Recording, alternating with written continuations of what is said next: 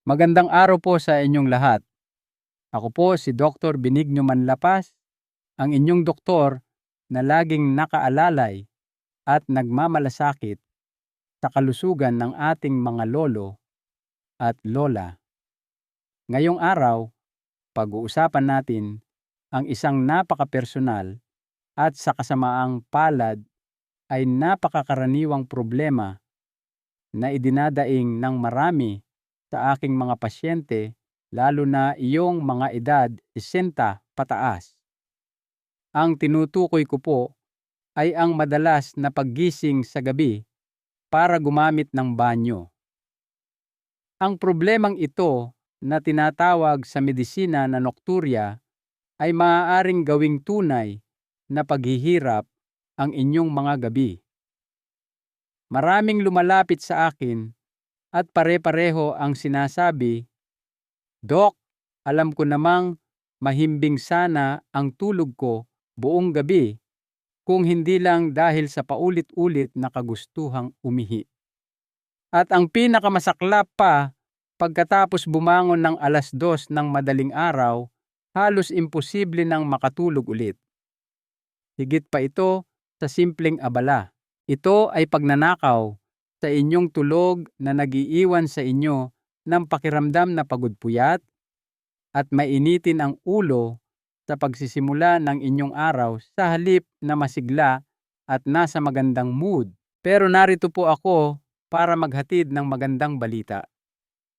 Ang makabagong siyensya ay nakatuklas ng isang epektibo at higit sa lahat ay natural na solusyon sa problemang ito. At hindi po ito isang matapang na gamot na may mahabang listahan ng mga side effects, kundi isang simpleng amino acid na tinatawag na glycine.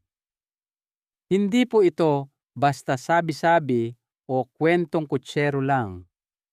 May mga seryosong pag-aaral sa mga tao na nagpapakita na ang glycine ay partikular na nakatutulong upang mabawasan ang dalas ng inyong paggising sa gabi.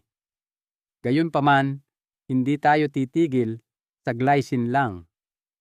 Ibabahagi ko sa inyo ang isang kumpletong estratehiya kasama ang iba pang mga suplemento at simpleng pagbabago sa inyong routine sa gabi na kapag pinagsama-sama ay nagbalik sa mahimbing at tuloy-tuloy na tulog ng aking mga pasyente.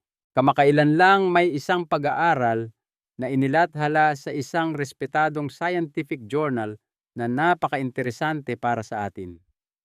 Ang pag-aaral na ito ay hindi gumamit ng mga daga sa laboratorio, kundi mga totoong tao na tulad ng marami sa inyo ay nagdurusa sa madalas na pag-ihi sa gabi. Gustong malaman ng mga siyentipiko kung paano eksaktong nakakaapekto ang glycine sa problemang ito.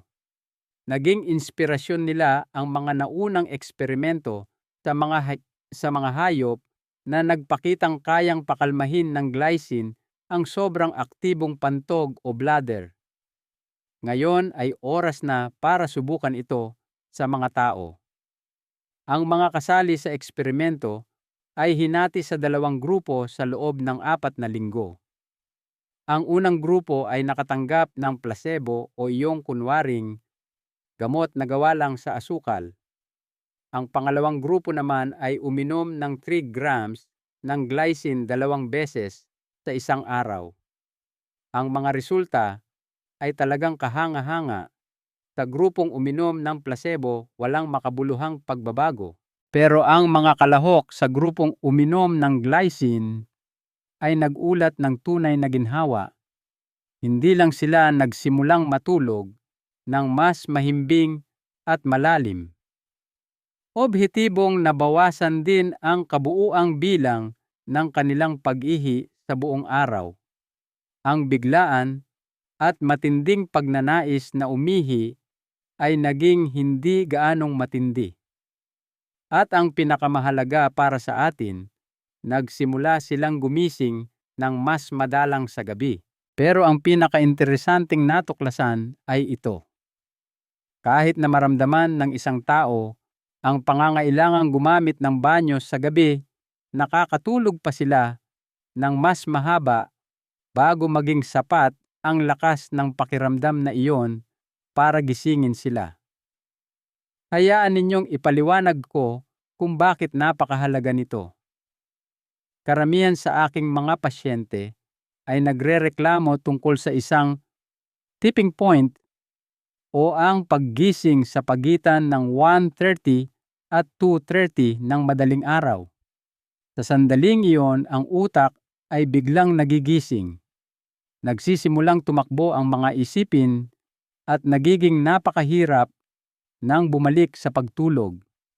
Ang mismong akto ng pagbangon sa kama, ang liwanag mula sa nightlight, lahat ng ito ay nagsisilbing start button para sa inyong katawan. Ipinakita ng pag-aaral na ang pag-inom ng glycine ay nagbigay daan sa mga tao na matulog nang hindi nagigising hanggang alas 4 o kahit alas 5 na ng umaga. Para sa isang taong natutulog ng alas 10 ng gabi, parang natulog na rin sila ng halos buong gabi. Napakalaking pagkakaiba nito at ipinapaliwanag nito kung bakit napakaraming tao ang nakakaranas ng mas masarap na tulog kapag umiinom ng glycine. Hindi na sila basta-basta nahihila pabalikwas ng mga senyales mula sa kanilang pantog. Paano nga ba nagkakaroon ng ganitong kapangyarihang epekto ang simpleng suplementong ito? Ang lahat ay tungkol sa kung paano nakikipagtulungan ang glycine sa ating katawan sa isang napakalalim at fundamental na antas. Pinatatahimik nito ang emergency alarm sa pagitan ng inyong utak at inyong pantog. Isipin ninyo na ang sistema ng komunikasyon sa pagitan ng utak at pantog ay parang alarm ng kotse. Kapag ang pantog ay bahagya pa lamang na puno, dapat ay magpadala lang ito ng mahina at magalang na senyales. Pero para sa maraming tao, ang sistemang ito ay nagiging sobrang sensitibo. Nagsisimula itong tumunog ng napakalakas, parang wangwang, sa konting galaw lang na marahas na gumigising sa inyo mula sa pagtulog. Sa kasong ito, ang glycine ay nagsisilbing parang ekspertong mekaniko na inaayos ang sensitivity ng alarm na ito. Pinapakalma nito ang tinatawag na micturition reflex. Isa itong komplikadong terminong medikal para sa simpleng proseso ng pagpapadala ng senyales na oras na para ilabas ang ihi. Sa madaling salita, sinasabi ng glycine sa inyong nervous system, ayos lang ang lahat, hindi ito emergency. Makakapaghintay tayo hanggang sa talagang puno na ang tangke. Bilang resulta, humihinto kayo sa paggising mula sa mga peke o napaagang alarma. Ang glycine ay isang mensahero ng katahimikan para sa inyong nervous system. Ang ating katawan ay isang napaka-komplikadong network para sa pagpapadala ng impormasyon at gumagamit ito ng mga espesyal na kemikal na tinatawag na neurotransmitters para gawin ito. Ang glycine ay hindi lang basta amino acid na ginagamit sa pagbuo ng protina. Isa rin ito sa pinakamahalagang mensahero na ang pangunahing trabaho ay magpadala ng utos na kumalma at mag-relax. Mayroon itong pampakalmang epekto sa central nervous system, lalo na sa brainstem at spinal cord, na lumilikha ng pangkalahatang pakiramdam ng kapayapaan.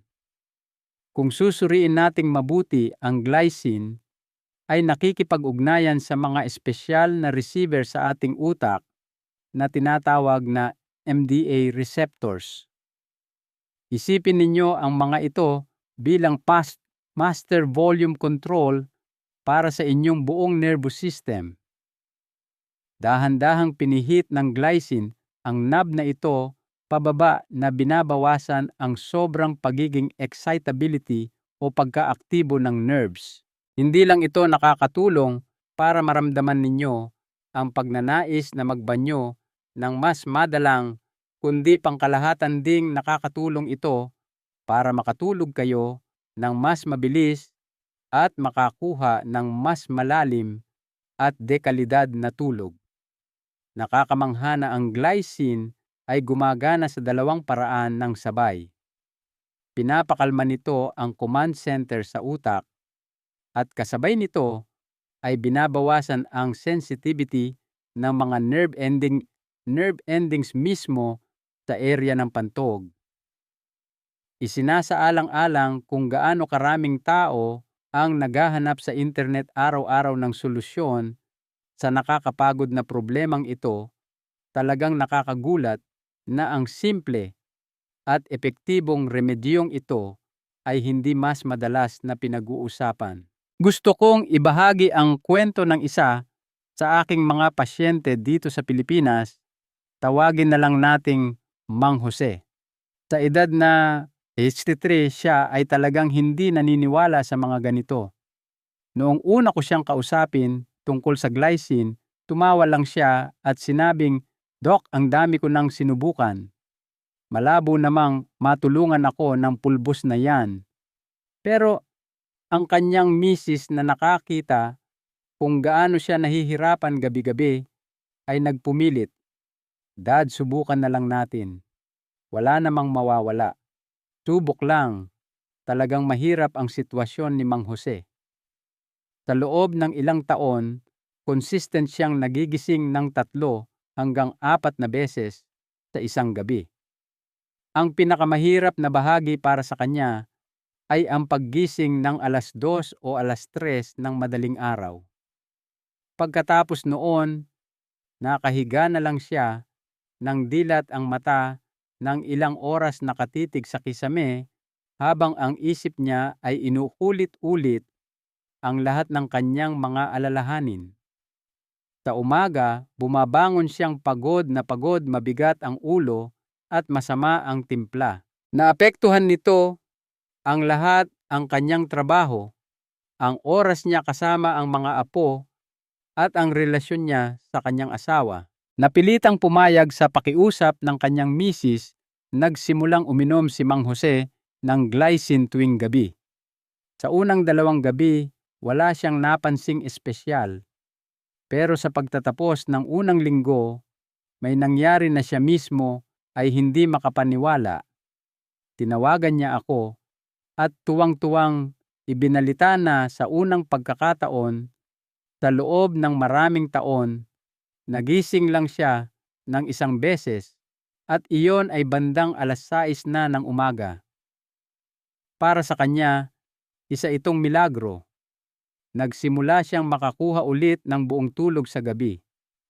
Nakaramdam siya ng lakas na matagal na niyang nakalimutan. Nakita ng kanyang misis nang may ngiti na ang kanyang mabait at masayahing asawa ay nagbalik na.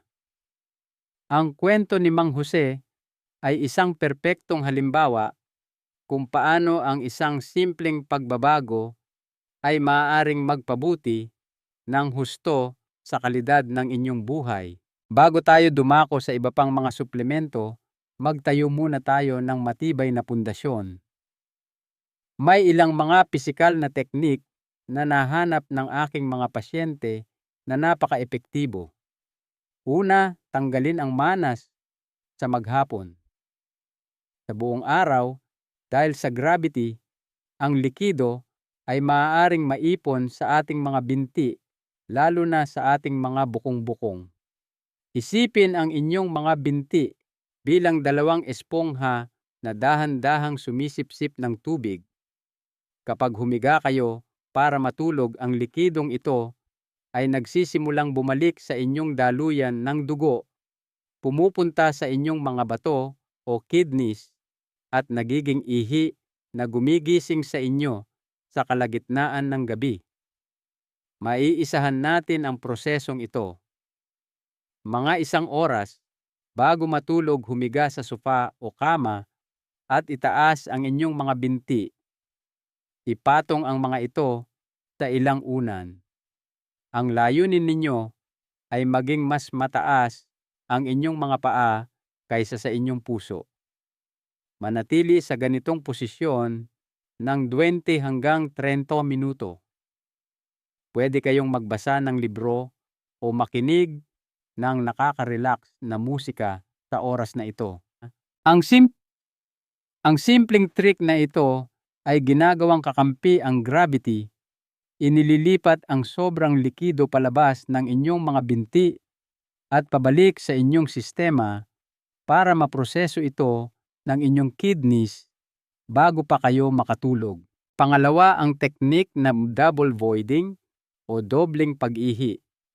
Isa pa itong napakahalagang hakbang lalo na para sa mga tatay na may issue sa prostate o mga nanay na may mahihinang pelvic floor muscles. Madalas kahit na iniisip nating ubos na natin ang laman ng ating pantog, may naiiwan pang ihi. Napakasimple ng double voiding technique. Bago kayo sumampa sa kama, pumunta sa banyo at umihi gaya ng normal. Huwag magmadali. Pagkatapos ninyo, huwag agad tumayo o umalis. Maghintay ng 30 hanggang 60 segundo. Mag-relax at huminga ng malalim.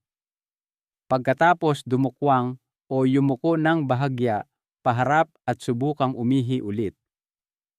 Baka magulat kayo, pero madalas ay may lalabas pang ihi, minsan ay marami-rami pa.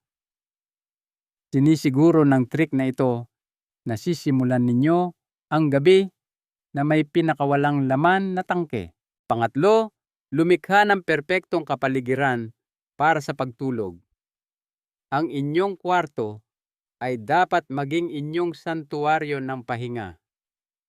Siguraduhin na ang kwarto ay presko o malamig, ideal ang bandang 18 hanggang 20 degrees Celsius. Ang malamig na temperatura ay nagsesenyas sa inyong katawan na oras na para matulog. Dapat ay ganap na madilim ang kwarto. Anumang pinagmumulan ng liwanag, mapa-screen man yan ng cellphone, ilaw ng TV o ilaw sa poste sa labas, ay maaaring makagulo sa produksyon ng melatonin, ang hormone sa pagtulog. Gumamit ng makakapal na kurtina o komportableng pantakip sa mata. Kapag master na ninyo ang mga pangunahing ritual na ito, pwede na ninyong idagdag ang iba pang suporta. Magnesium, pero gamitin ito ng matalino. Ang magnesium ay isang napakagandang suplemento para sa pagre-relax. Gayunpaman, ang malaking dosage na ininom ng isahan ay maaaring mag-stimulate o magpagana sa inyong kidneys. Sa halip na inumin ang inyong buong dose, halimbawa ay 500 mg bago matulog, ipinapayo ko sa aking mga pasyente na hatiin ito.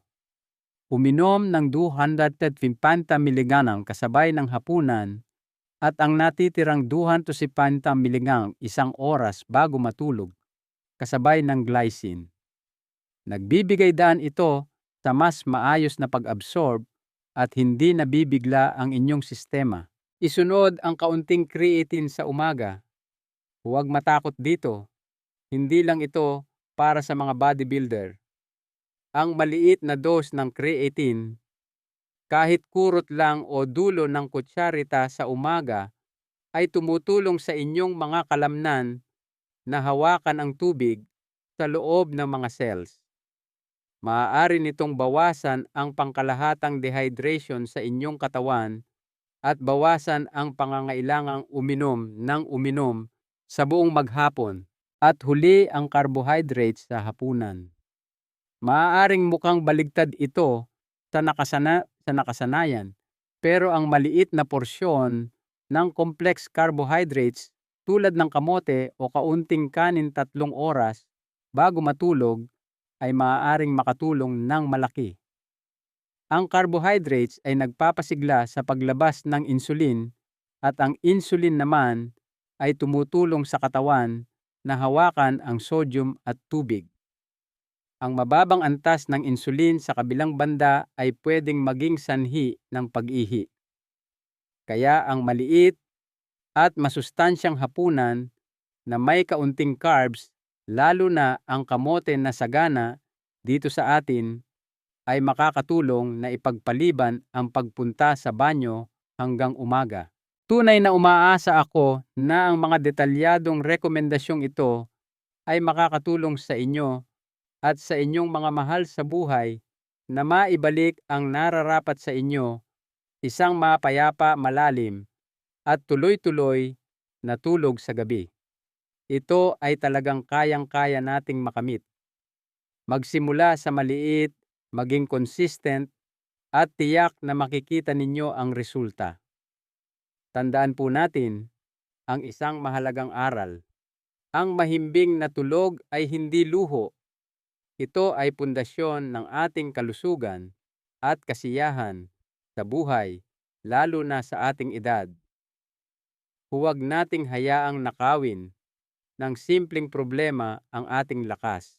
Libo-libong mga senior citizen na ang natulungan ng mga payong ito, kaya't hinihikayat ko kayong subukan ito. Kung nakatulong ito sa inyo, mag-iwan po ng comment sa ibaba, mag-subscribe sa ating channel at i-share ito sa inyong mga kaibigan at pamilya para mas marami pa tayong matulungan. Hanggang sa muli, ito po si Dr. Benigno Manlapas, nagpapaalalang ingatan ang kalusugan. Salamat po.